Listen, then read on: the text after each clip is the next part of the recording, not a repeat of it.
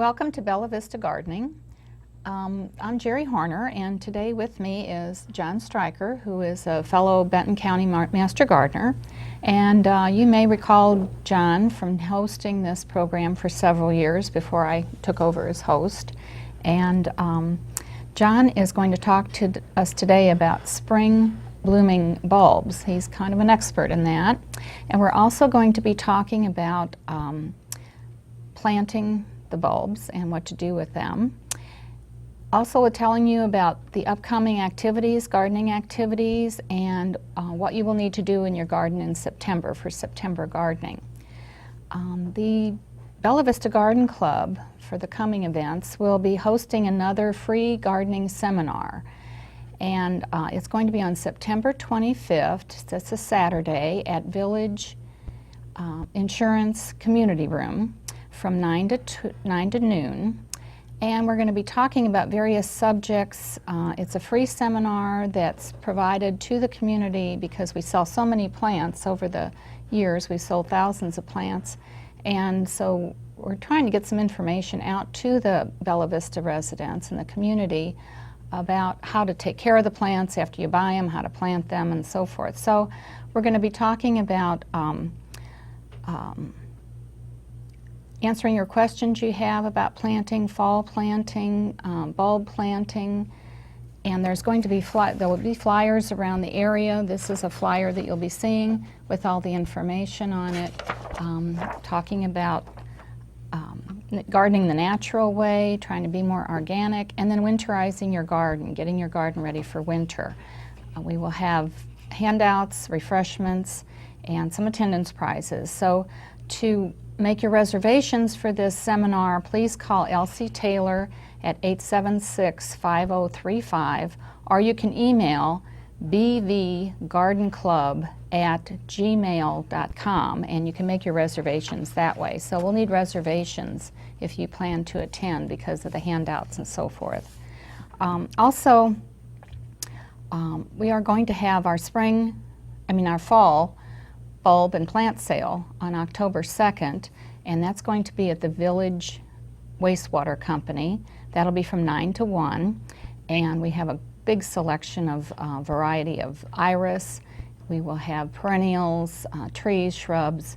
So we'll have a big variety of plants for you to purchase on October 2nd. So mark your calendar for that. There'll be things in the paper and bulletins out posted about that plant sale also. And the Benton County Fair was held in August this year, and John, you didn't get a chance to go because you were out of town or had company or something, right? Yes, we had about 24 people in our house. Oh, well, so, you had your own fair. We had carnival, I guess would be the best way to put it. Well, we did have the fair, and the Benton County Master Gardeners had herbs as their subject this time. And this is the time of year that they sign up students for the next class.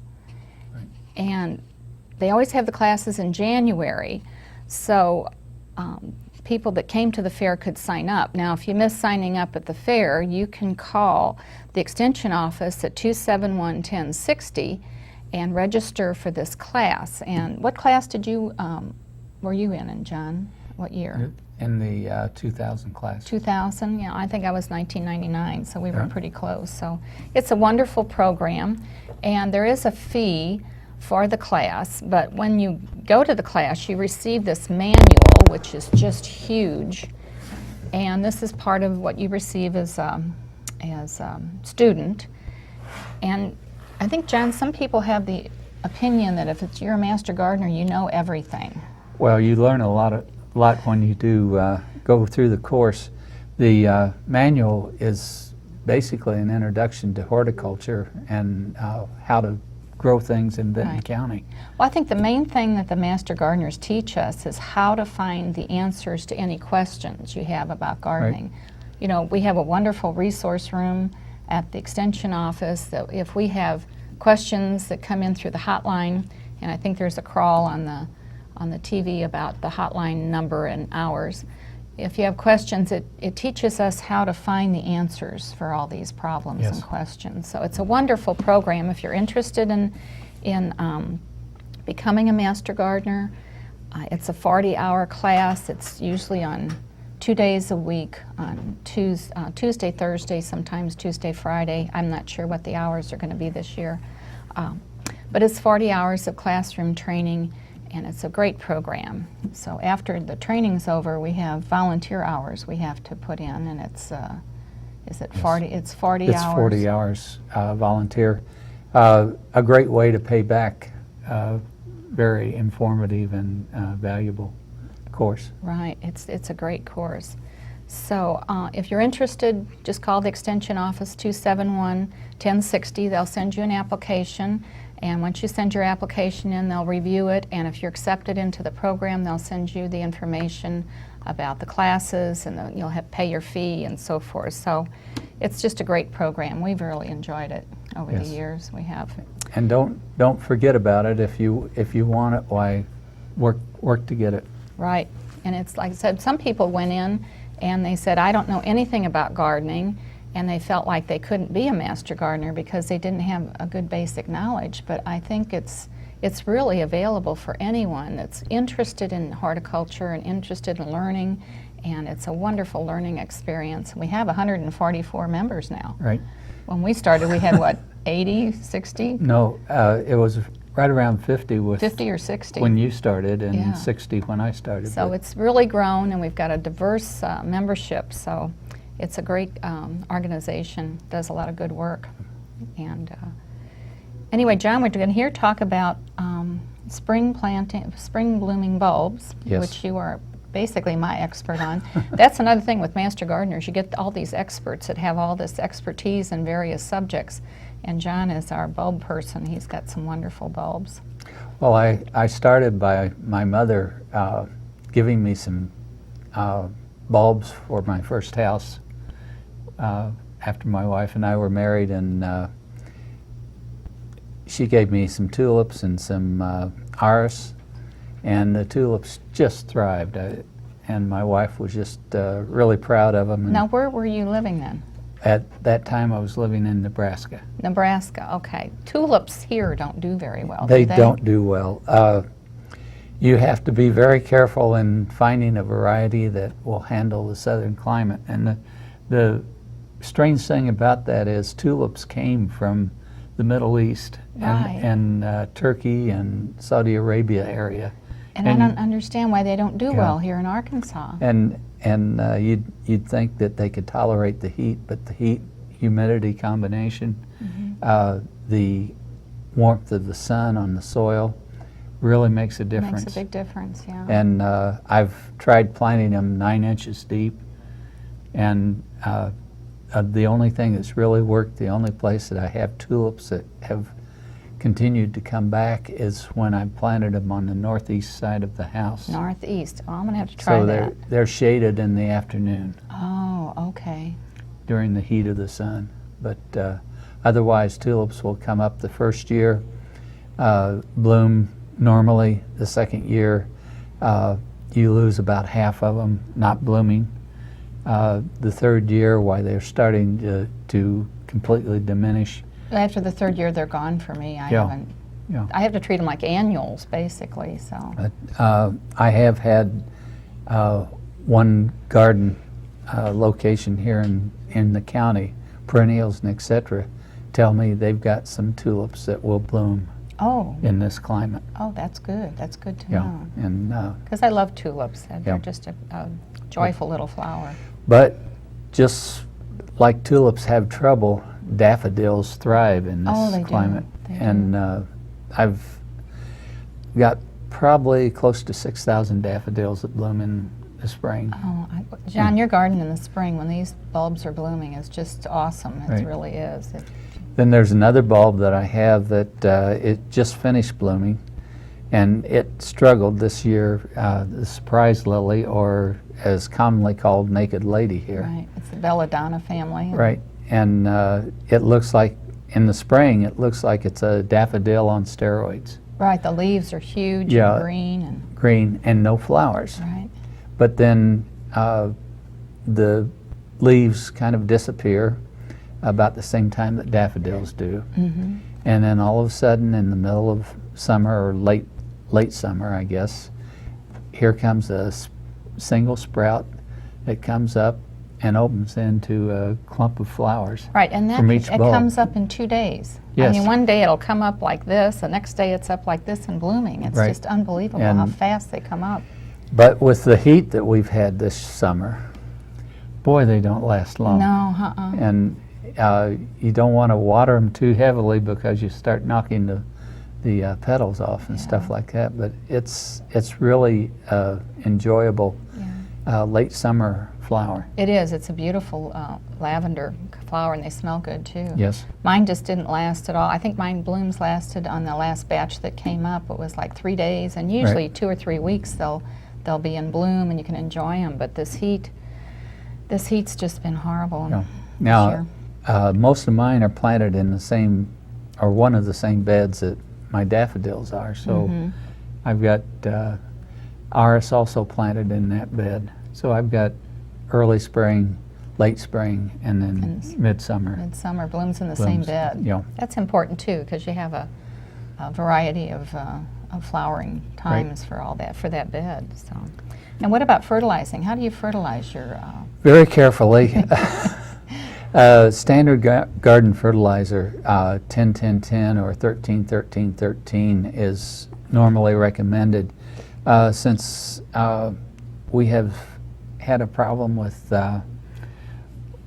potash or potassium in the water systems here, it would be better to watch the middle number and reduce that if at all possible. But most standard fertilizers are running at normal 10-10-10. Right, even numbers. So. And but not heavily, a light application of fertilizer on the soil. If many of you are like I am and have a ½ an inch of topsoil and then nothing but rocks underneath, you want to supplement that soil. One of the things that I found was that I can buy topsoil at sand and gravel company, or some of the garden areas, garden sales places have topsoil available, and I can also put some potting soil in with that, mix it, and get a 3 or 4 inch bed started on my. Now, do you ever use like a mesh to put on top of the bulb so the squirrels don't go after them? I have not had that much problem with my squirrels. Okay. I think they go after the tulips more Yeah. than they do the daffodils. I think you're right, Yeah. but the daffodils are something that deer won't eat, and I have really not had problems with anything getting into. Well, what I found interesting about the bulbs is the fact that the bulb itself has its own fertilizer. When the leaves die back, they fertilize the bulb, basically. So it doesn't really need a lot of fertilizer. I guess you need more nitrogen and potash than you do the potassium. So, but they're an interesting animal because they feed themselves with their dying leaves as the leaves die back. That's why you shouldn't cut them off until they turn brown, because they're feeding that bulb. Now, how deep do you plant your bulbs? I go as deep as I can dig a hole in the rocks. Oh, you do. And I try to go at least 8 inches on my daffodils. Okay. They recommend 5 to 8 inches, and I go. Some of the things I've seen, they recommend to go so many times the size of the bulb. If the bulb is this big, you go down so many times. Do you kind of follow that rule, or you just? Yes, I tend to, if I'm planting crocus or hyacinths. They would be planted a little shallower. They would be planted a little shallower.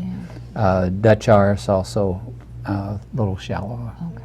But when I do the daffodils or tulips, why I will go as deep as I can, because the heat of the sun on the soil drives that soil temperature up into the 90s. And with the year like we've had here, last month and a half, 90-degree temperatures are going to be really hard on bulbs in the ground. You have to make sure you really keep them watered too. Yes. Even though they're dormant Yes. basically now. They still need some moisture to keep them alive so they don't die.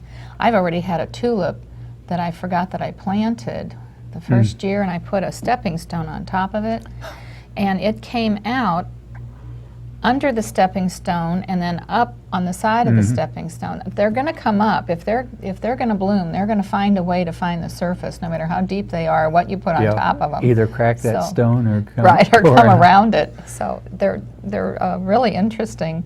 But like I said, I haven't had much luck with tulips. But it's good to know that Perennials has some tulips that might do well in this area. Now, So. everybody will beat me to it. No. Oh yeah, they'll be all gone. So, what other sources of bulbs do you have? Well, I found a fairly good source was the big box stores in the local area. Right. Rather than say a name, you can get a bag of daffodils, like 40 or 50 bulbs. They're really reasonable that way. Yeah. And for a fairly low price, like $10 or $10.99, something like that, and really get a good start on that. Sometimes I'll find a bargain like 100 bulbs for $9. Oh, that's a good bargain. Yeah, that's a good bargain. And you know, you can't pass that up. You just have to dig a lot more holes. Yes, you do.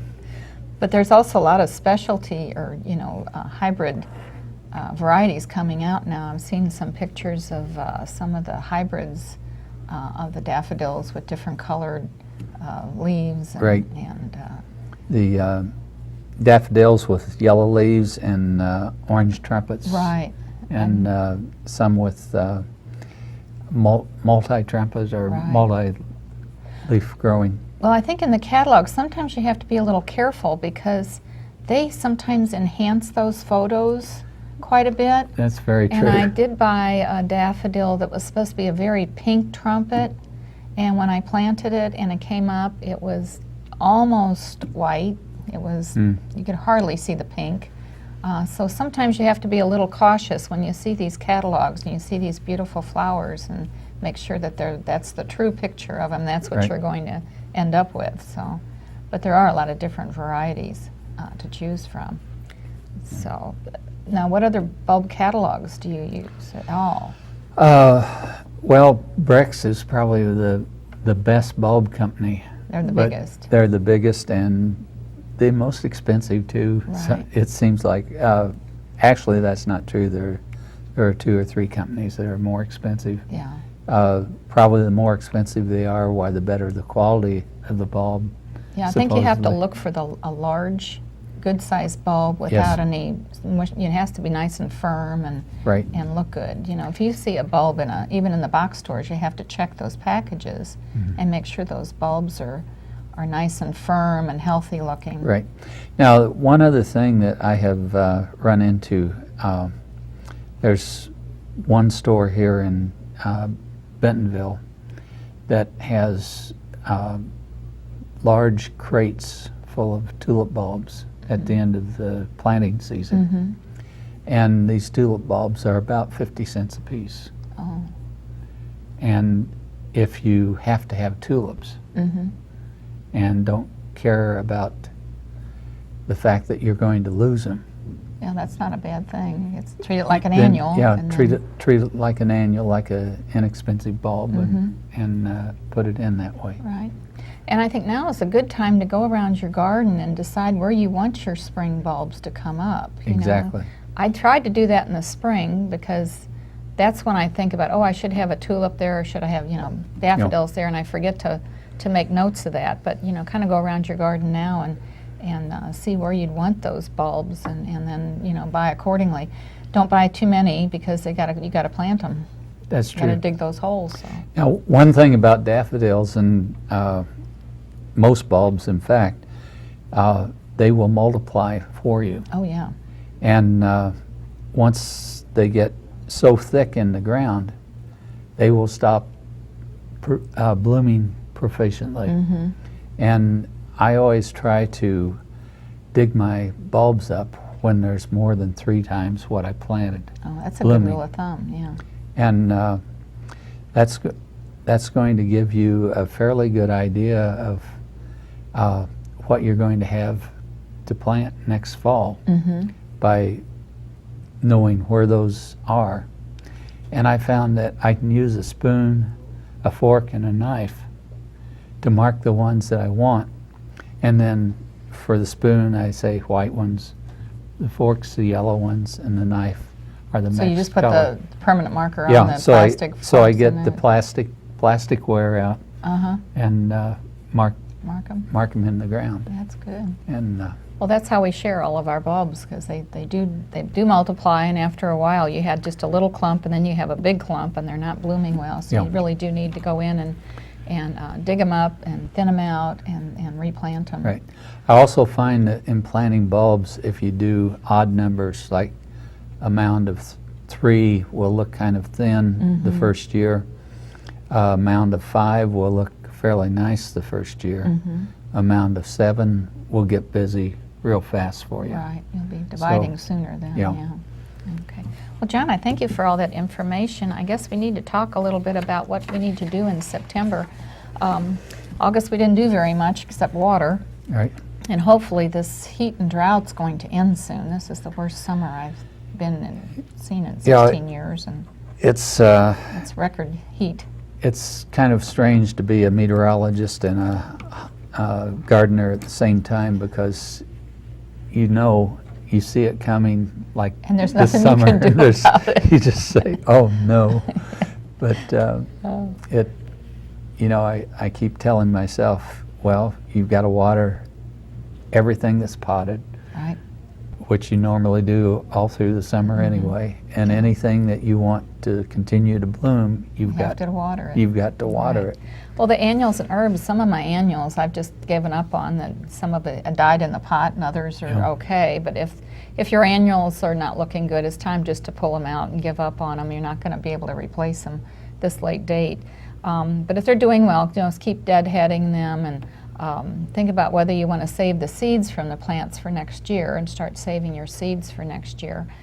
And your tropicals and houseplants, you have a lot of tropicals you bring in, right? And Yes, houseplants? I bring in way too much stuff during the winter. I actually have a lighted area in my basement where I put about 20 or 30 potted plants. Mhm. And it's something that if you want to save these plants for the next year, it's something that you have to do. Right. And then do you Yeah. leach them with the insecticidal soap and clean them with, get the bugs off before you bring them in? I usually check to make sure I don't have bugs on them Mhm. before I take them in. Those that I do, I'll either eliminate the plant or treat them. Okay. Well, the perennials for the month of September, the mums should be blooming now. My mums are blooming. They're not looking very good because of the heat. The heat's kind of making the blooms disappear after a few days. But if you want more mums in your garden, now's the time to look around and see where you want to add mums. They have a lot of them at the nurseries now. They're all coming out with their new mum supplies. So look around your garden, see where you want that fall color, and add mums in to your garden. Take them out of the pots and make sure Right. they're perennial mums. Some are not very hardy in this area, so be sure when you get at the nursery, find out if they are perennial. They're going to come back in your garden, and then get them planted in your empty spots. And the roses, the Japanese beetles should be gone by now. We've dealt with them all summer. Some people have had worse problems than others, and sometimes they've haven't been a problem for some. Yeah. But roses, they go after roses no matter what you do. So, but they should be gone by now. And then keep deadheading your hybrid teas and your roses. You'll be getting another flush of blooms in the next month or two, September, October even, they'll bloom. And then after that, let them just kind of go back Right. and rest for the the season. Don't fertilize any longer, because if you fertilize, you're going to encourage new growth, and that new growth is just going to be hit with the cold winters. It takes the energy of the plant and zaps it, basically. Right, yeah. With the Japanese beetles, I call my roses sacrificial roses Oh, dear. lately, but there are solutions to the Japanese beetle out there that we're working on, the systemic. Yeah, we're trying, but Yeah. I still use my hand to just, Yeah. with a rubber glove and get them. Right. So, Lawns are probably the biggest problem right now for Right. people that don't have sprinkling systems or haven't developed some sort of sprinkling system. I'm one of those. I try to raise a fescue lawn every year, and that means overseeding in the fall. It's something that'll be done in late September and early October. So we should talk a little bit about that. Once you overseed, you are committed to water. If you want to not waste that seed, you also should fertilize a little bit before you overseed, about a week ahead. And then you probably want to eliminate any weedy areas by using a herbicide, and then use a pre-emergence during the winter to control winter weeds. right.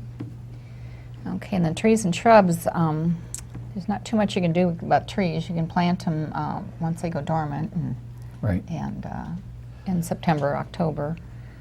Yeah. One thing that if you're like me, sometimes I dig up a tree and transplant it. If you've got an overstressed tree, you do not want to dig it up and transplant it. Let it go completely dormant, and then wait a month or so to Right. dig it up and transplant it. Now, the vegetables, Those people that have those vegetables. people that have vegetables, Right. which we aren't those. I've got one tomato left on my tomato plants, and that's kind of a miracle. Yeah. And then I had some nice squash going until the heat just. The heat just fried them.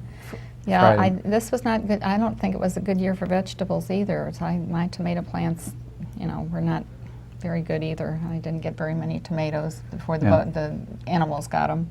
So, Well, my neighbor shared a lot of tomatoes. oh, that's with me. nice. That's nice. I had- it's had good a to bit- have a good neighbor.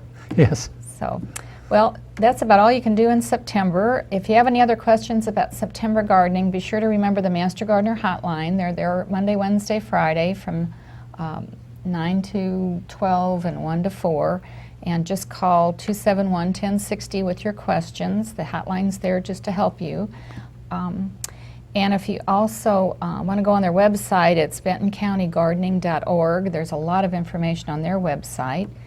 And also for more information on the Bella Vista Garden Club, you can go to the Bella Vista Garden Club website. It's bellavistagardenclub.com. It's very easy to remember. There's everything there you need to know about our garden club and our upcoming events, our plant sale, our seminar. It's all listed there. And I wanted to thank you, John, for joining us today. You're and quite learning welcome. about bulbs. And It's good to be back. yeah, it's good to have you back. So I Yeah. hope to see you again. Right. And I hope you've enjoyed the program, and we'll tune in next month. And until then, don't forget to smile, and don't forget to smell the roses.